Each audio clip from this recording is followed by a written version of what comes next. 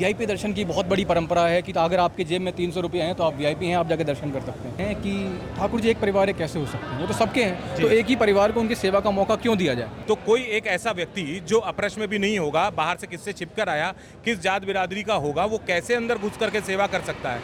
उसको कोई अधिकार नहीं है। आज मैं अगर आपसे कहूँ कि आज आपका ही परिवार है जिसके अंदर आपका न्यूबॉर्न बेबी है, आपकी धर्म पत्नी और आप जो स्नेह उसको दे सकते हो, आपके परिवार का क्या कोई और सदस्य उसको उस तरीके से दे सकता है?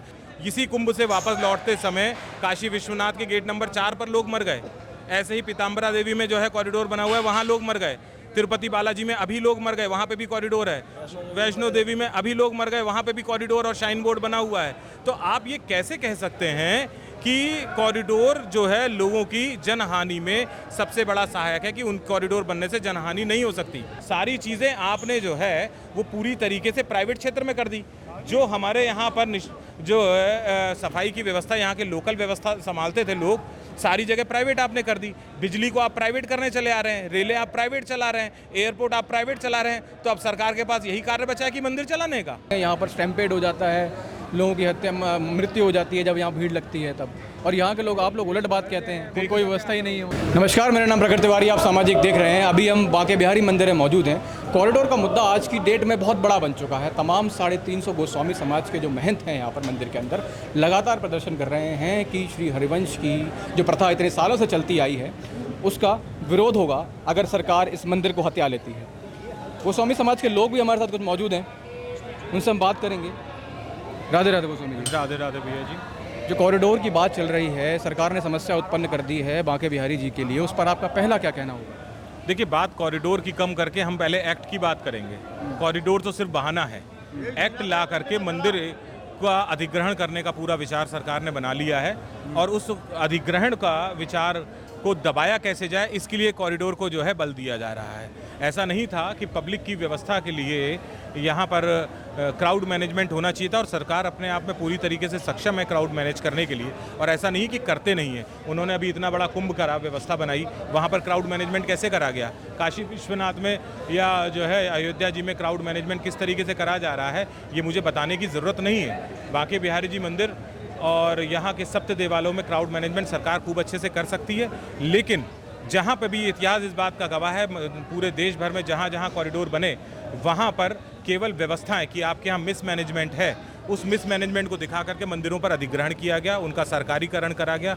यहाँ पर भी उसी तरीके की नीति अपना रही है सरकार, इसलिए ये केवल कॉरिडोर चिल्लाया जा रहा है, लेकिन कहीं ये नहीं बताया जा रहा है कि जो है हमने मंदिर पर अधिग्रहण कर लिया है एक एक्ट ला करके। यहाँ पर तमाम आरोप लगते हैं, उसमें सबसे बड़ा आरोप ये है कि वीआईपी दर्शन की बहुत बड़ी परंपरा है कि अगर आपके जेब में 300 रुपये हैं तो आप वीआईपी हैं, आप जाके दर्शन कर सकते हैं। इसका कैसे जवाब देंगे? देखिए, बहुत सीधी बात समझिए, यहाँ पर वीआईपी दर्शनों की व्यवस्था माननीय न्यायालय के द्वारा जो है निर्देशित की हुई है। वीआईपी, यहाँ पर एक वीआईपी बैरिकेटिंग है जहाँ पर कोई भी व्यक्ति आकर के 100 रुपये के टिकट कटा करके मंदिर के अंदर आकर के दर्शन कर सकता है। उसमें 1 से 2 मिनट का उसका टाइमिंग होता है, ठीक है, यही व्यवस्था है। लेकिन अगर बाहर से कोई व्यक्ति आ रहा है और वो किसी को बाहर को पैसा दे रहा है, तो उसके लिए हम कैसे बाध्य होगा कि वो बांके बिहारी जी का गोस्वामी था, उसने 300 रुपये ले लिए? यहाँ पर इस तरीके की कोई व्यवस्था नहीं है। जिसको आना है दर्शन करने, वहाँ पर मंदिर की तरफ से जो है कर्मचारी खड़ा होता है, जो आपको 100 रुपये के एवज में मंदिर की रसीद देता है। उस रसीद में बिल्कुल साफ साफ लिखा हुआ होता है कि मंदिर में ये रसीद केवल पर्टिकुलर एक एरिया में जा करके वहाँ पर 1 या 2 मिनट के दर्शनों के लिए ही है ये रसीद। जी पंडित जी, अगला सवाल आपसे होगा कि विशेष प्रकार की परंपराएं हैं, अभी फूल बंगले वाली परंपरा चल रही है, कुंज गलियां हैं। सरकार अगर इस मंदिर को हत्या लेती है, जैसे कॉरिडोर काशी विश्वनाथ में बनाए गए, यहाँ बनाए गए, वहाँ बनाए गए, उज्जैन में बनाए गए, तो क्या ये परंपराएं स्वामी हरिदास जी ने जैसी बनाई थी इतने वर्षों पहले, क्या उस तरीके से चल पाएंगी? क्या सरकार मैनेज कर पाएगी? कहाँ से मैनेज करेगी? ठाकुर जी के भाव को कहाँ से समझ पाएगी? सरकार में तो ऑफिसर अलग अलग तरीके के होंगे, अलग अलग समय पे अलग अलग अपने बिरादरी के होंगे, तो उनको क्या मालूम है कि ठाकुर जी के, अब राधा वल्लभ जी में तुलसी नहीं डलती है और हमारे भोग में तुलसी डलती है। तो हर संप्रदाय की अपनी अलग व्यवस्था है, और बिहारी जी की संप्रदाय का, ठाकुर जी का लाड़ा लड़ाने का भाव ही एकदम अलग है। देखिए, ना तो कृष्ण से है और ना आपके शंकर जी से है कि आप कहें कि शंकर जी के हिसाब से ये भोलेनाथ को केवल ऐसे होता है कि धतूरा भी चढ़ता है। यहाँ पर जहाँ तक आपने अभी संप्रदाय की बात करी, ठाकुर जी की सेवा की बात करी, बाहर के आने वाले व्यक्ति उस सेवा को कैसे कर पाएंगे, मैं इस बात का आपको बहुत स्पष्ट जवाब देता हूँ। हमारे यहाँ बहुत चरणबद्ध तरीके से जब नया बच्चा बॉर्न होता है, उसका पहला मुंडन होता है, मुंडन के बाद में वो गर्भगृह में जाने के पात्र होता है। जब उसका यज्ञोपवीत होता है, यानी कि वो जनेऊ और कंठी धारण करते हैं और गुरु धारण करता है, तब से उसकी दीक्षा शिक्षा हो जाती है। यही एक कारण है कि हमारे यहाँ परिवार में बाहर के किसी भी सदस्य को गुरु बनाना अलाउड नहीं है। कारण कि स्वामी हरदास जी महाराज की परंपरा वो एक पुष्ट दर पुष्ट दूसरे को दी जा रही है। आज अगर मेरा बेटा है तो मैंने छोटू भैया के माध्यम से उसको दीक्षा दिलवाई है। कारण कि मैं पिता के तौर पर एक बार को जो है उस बच्चे को सिखाने के लिए दंड का प्रयोग नहीं कर सकता हूं, लेकिन ये नहीं करेंगे। ये एज ए गुरु आएंगे, अगर वो गलती करेगा तो उसकी पिटाई भी लगेगी और उसको समझाया भी जाएगा। तो यहाँ ये वो गुरु शिष्य परंपरा है। कोई बाहर का आने वाला व्यक्ति जो यहाँ मंदिर से दीक्षित नहीं है, यहाँ उसके कोई मंदिर के प्रति भाव नहीं है, वो ठाकुर जी की सेवा क्या खाक करेगा? इस वजह से केवल यहाँ गोस्वामी समाज इस पूरी तरीके से इस एक्ट के पूरी तरीके से खिलाफ में है कि जो लोग सरकार जिनको जो है नियुक्त कर रही है, हम उसके पूरी तरीके से खिलाफ में हैं। वो ना यहाँ की पूजा पद्धति को जानते हैं, ना यहाँ की परंपरा कि उनको किसी तरीके का ज्ञान होगा, ना यहाँ ठाकुर सेवा के प्रति उनका कोई भाव होगा। हम किसी भी हालत में ऐसे व्यक्तियों को मंदिर के अंदर प्रवेश नहीं देंगे, खासतौर से निज मंदिर में तो बिल्कुल नहीं दे सकते। आपने बड़ी सुंदर बात कही, पर जब इस तरह की बातें बाहर चलती हैं तो कुछ लोग ये कहते हैं कि ठाकुर जी एक परिवार है, कैसे हो सकते हैं? वो तो सबके हैं, तो एक ही परिवार को उनकी सेवा का मौका क्यों दिया जाए? देखिए, ऐसा है, अगर सभी लोग होते उस परिवार के अंदर तो वो सब आ जाते 500 साल पुराने से, ठीक है ना। अब आकर के बोलने से कोई फर्क नहीं पड़ता है, ठीक है। अगर उनके बाप दादा भी थे उस जमाने में, उन्होंने ये क्वेश्चन क्यों नहीं पुटअप किया कि हमको क्यों नहीं अंदर आने जाने दिया जा रहा है? ये शिव जी का मंदिर नहीं है, ये गणेश जी का मंदिर नहीं है कि कोई भी आएगा वो एक लोटा जल चढ़ा जाएगा। यहाँ ठाकुर की भाव से और लाड़ से सेवा होती है ठाकुर जी की। तो जो लाड़ और भाव माँ यशोदा का रहता है, हम लोग उसी का प्रतिनिधित्व करते हैं अपने ठाकुर के प्रति। तो कोई एक ऐसा व्यक्ति जो अप्रश में भी नहीं होगा, बाहर से किससे छिपकर आया, किस जात बिरादरी का होगा, वो कैसे अंदर घुस करके सेवा कर सकता है? उसको कोई अधिकार नहीं है। आज मैं अगर आपसे कहूँ कि आज आपका ही परिवार है जिसके अंदर आपका न्यूबॉर्न बेबी है, आपकी धर्म पत्नी और आप जो स्नेह उसको दे सकते हो, आपके परिवार का क्या कोई और सदस्य उसको उस तरीके से दे सकता है? और उस परिवार की भी बात करिए, चलिए परिवार का हुआ तो वो फिर भी दे लेगा, लेकिन कोई बाहर का आपका आस पड़ोस का व्यक्ति उस बच्चे की केयर, उसको लाड़ना, खिलाना, पिलाना, उसके वस्त्र पहनाना, उसके लाड़ झेलना, वो उस तरीके से कर पाएगा? कैसे कर लेगा? उसको आपत्ति होने लगेगी। हमारा ठाकुर 8 बार भोग लगाता है, अगर किसी और के हाथ में दे देंगे वो तो चना चिरौंजी खिला करके बोले ठीक है जाओ खाओ, हो गया बस सुबह से शाम तक। और ऐसे बहुत सारे दृष्टांत हैं, अगर आप नेट पर खोजना शुरू करेंगे तो बहुत सारे जगह पे बेबी सिटर होते हैं। उन बेबी सिटरों की बच्चों के साथ में क्या कंडीशन होती है, इसको आप नकार नहीं सकते हैं। हमारे यहाँ तो एक तरीके ये समझ लीजिए कि हम लोग बेबी सिटर हैं, हम एक्चुअल में माँ यशोदा का प्रतिनिधित्व कर रहे हैं, इस वजह से कर रहे हैं। तो हम किसी बेबी सिटर को, बाहर के व्यक्ति को जो है बेबी सिटर बना करके यहाँ नहीं भेज सकते। कुछ आश्वासन मिल रहा है सरकार से? देखिए, सरकार से लगातार जो बात चल रही है वो मीडिया के मार्फत जिला अधिकारी महोदय आकर के बोल जाते हैं, यहाँ पर आकर के वर्बली बात कर देते हैं। बात यहाँ पर बहुत स्पष्ट निकल कर आ जाती है कि जब किसी घर के अंदर लड़ाई होती है, हम ये मान के चलते हैं मुख्यमंत्री आदित्यनाथ योगी जी हमारे घर के सदस्य हैं क्योंकि वो मठाधीश हैं, ठीक। तो अगर किसी घर के अंदर कोई विवाद है, कोई चेंजेस चाहिए, किसी तरीके की कोई बदलाव चाहिए, तो वो घर में बैठ के किया जाता है, उसके लिए कोर्ट नहीं जाया जाता है। तो जब आप कोर्ट में लिखित एविडेंस दे रहे हैं और सब चीज़ वहाँ पर मैनेज कर रहे हैं, तो यहाँ बात करने से क्या होगा? और अगर यहाँ बात करनी है तो फिर लिख करके बात करिए, ताकि अगर कल को आप अपनी बात से फिरते तो हम न्यायालय में जाएं, या न्यायालय को विड्रॉ कर लीजिए, फिर बैठ करके बात करिए।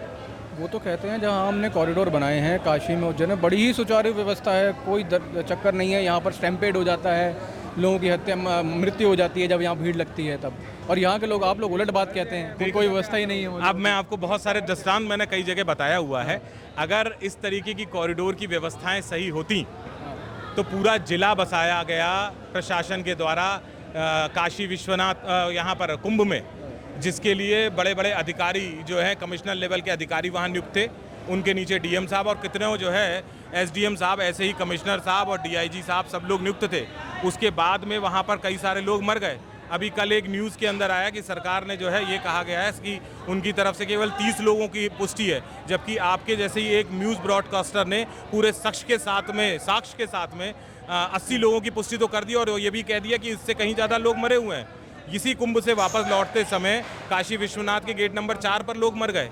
ऐसे ही पीताम्बरा देवी में जो है कॉरिडोर बना हुआ है, वहाँ लोग मर गए। तिरुपति बालाजी में अभी लोग मर गए, वहाँ पे भी कॉरिडोर है। वैष्णो देवी में अभी लोग मर गए, वहाँ पे भी कॉरिडोर और शाइन बोर्ड बना हुआ है। तो आप ये कैसे कह सकते हैं कि कॉरिडोर जो है लोगों की जनहानि में सबसे बड़ा सहायक है, कि उन कॉरिडोर बनने से जनहानि नहीं हो सकती? अगर ऐसा था तो यहाँ पर जनहानि नहीं होनी चाहिए थी। मैं आपसे एक सवाल और पूछना चाहूँगा, वृंदावन के लोगों का क्या माहौल है? क्या वो लोग आपके समर्थन में हैं या नई व्यवस्था चाहते हैं? देखिए ऐसा है, जिन लोगों के घर मकान वृंदावन में नहीं जा रहे हैं, ठीक, उनको ऐसा लगता है कि कॉरिडोर आपका एकमात्र सहारा है। जो लोग जिनके घर मकान जा रहे हैं, स्वाभाविक तौर पर वो विरोध में आएंगे। लेकिन मेरा आपके माध्यम में एक प्रश्न है, यही ब्रजवासी जो वृंदावन वासी हैं पिछले 2 दिन से सो नहीं पा रहे हैं, रात में जाकर के यहाँ पर जो है बिजली के ऑफिस पर पागल बाबा पे जाके धरना प्रदर्शन हो रहा है। किसी ने ये जानने की कोशिश करी कि बिजली कहाँ गायब हो गई, कैसे गायब हो गई? जबकि अभी मैं अगर आपको एक गजटेड जो नोटिफिकेशन दिखाऊं तो दिसंबर 2024 में यहाँ की कैपेसिटी 5 kVA से बढ़ा करके 10 kVA बोल दिया जाता है। ऑफिशियल नाम क्या बोला जाता है उसको, वो जो भी है 10 MVA बोल दिया जाता है। 10 MVA कर दिया गया है। अगर 10 MVA कर दिया गया तो सर्टन लाइट कहाँ चली गई? आपने तो अपनी पावर के हिसाब से क्षमता बढ़ा दी, तो फिर वो डबल होने के बाद में भी लाइट नहीं आ रही है, तो ये लोड कहाँ जा रहा है? क्या ये वृंदावन वासी लोड बढ़ा रहे हैं, या कहीं ऐसा तो नहीं भूलवश जो आपने ये कह दिया कि यहाँ पर जो एक होम स्टे की व्यवस्था आपने लागू कर दी कि हर एक रेजिडेंशियल कॉलोनी में लोगों ने अपने 4-4 मंजिल के मकान खड़े करके और वहाँ 5, 7, 10 कमरे बना करके, जहाँ 2 AC की कंजप्शन था वहाँ 10 AC लगा करके और वहाँ पर एसीओं का पावर बढ़ा दिया, और इसकी वजह से आम ब्रजवासी का जो है वो परेशान हो रहा है इस भीषण गर्मी के अंदर। लेकिन ये बात को ब्रजवासियों को समझना चाहिए कि कारण कहीं ये तो नहीं है, क्योंकि ये तो दिखाई दे रहा है कि विकास विकास विकास, लेकिन किन शर्तों पर? आपके पास उस विकास के लिए इंफ्रास्ट्रक्चर तैयार है? अगर तैयार था तो लाइट क्यों नहीं आ रही है हमारे यहाँ? पानी क्यों नहीं है हमारे यहाँ? सफाई क्यों नहीं हो रही है हमारे यहाँ? सारी चीज़ें आपने जो है वो पूरी तरीके से प्राइवेट क्षेत्र में कर दी। जो हमारे यहाँ पर जो सफाई की व्यवस्था, यहाँ के लोकल व्यवस्था संभालते थे लोग, सारी जगह प्राइवेट आपने कर दी। बिजली को आप प्राइवेट करने चले आ रहे हैं, रेलें आप प्राइवेट चला रहे हैं, एयरपोर्ट आप प्राइवेट चला रहे हैं। तो अब सरकार के पास यही कार्य बचा है कि मंदिर चलाने का, तो फिर काय बात की सरकार? आखिरी सवाल, क्या उम्मीदें हैं सरकार से और किस चीज़ को आप चाहते हैं जो अभी आपके लिए हो जाए? देखिए, हमने सरकार को सुझाव दे रखा है नीचे तबके से लेकर के और मुख्य सचिव तबके तक, कि आपको अगर पब्लिक का हित चाहिए, कॉरिडोर आप बनाना चाह रहे हो, तो आपके पास पूरा यमुना का प्लांट खाली पड़ा हुआ है। इसी तरीके से आप जब पूरी व्यवस्था यमुना के पार लेके जा रहे हो तो इस पार भी व्यवस्था कर लीजिए। सारे कॉरिडोर, सारे मंदिर जो हैं वो सब एक सीध में हैं, यमुना किनारे, रिवर फ्रंट साइड आप बना ही रहे हैं, ठीक है? तो जब इतना डेवलपमेंट आप कर रहे हैं तो फिर पुरातन वृंदावन जो मुश्किल से 2-2.5-3 किलोमीटर के अंतर्गत आ रहा है, उसको तोड़ने की आवश्यकता क्या है? ये हमने सुझाव दिए हैं। बाकी बातचीत का दौर जारी है, लेकिन बातचीत होगी तब जब या तो आप कोर्ट की शरण में ना जाएं तो उसका कुछ साकार रूप निकल आए। आप कोर्ट भी प्रोसीडिंग करना चाह रहे हैं, ठीक है, और बातचीत भी करना चाह रहे हैं, तो ऐसे संभव नहीं हो पाएगा। बहुत बहुत धन्यवाद हमसे बात करने के लिए। रजत गोस्वामी हमारे साथ मौजूद थे, यहाँ के मुख्य सेवायत पुजारी हैं, अभी कमेटी को मैनेज कर रहे हैं, जो लगातार मीडिया को जवाब दे रही है बांके बिहारी मंदिर कॉरिडोर के विरोध पर। इनका कहना है कि कुछ गलियाँ नष्ट हो जाएंगी, बांके बिहारी मंदिर का जो स्वरूप है, जो हरिदास महाराज ने बनाया था, वो नष्ट हो जाएगा, और जहाँ पर कॉरिडोर बनाए गए वहाँ पर सुचारू व्यवस्था नहीं है। तो इनका कहना है, अभी हम आप लोगों को बाहर जाकर यहाँ की पब्लिक का रिएक्शन भी दिखाएंगे, अलग अलग प्रकार की चीज़ें दिखाएंगे। कैमरामैन निखिल के साथ मेरा नाम प्रकट तिवारी, आप देख रहे हैं सामाजिक वृंदावन। बहुत बहुत धन्यवाद।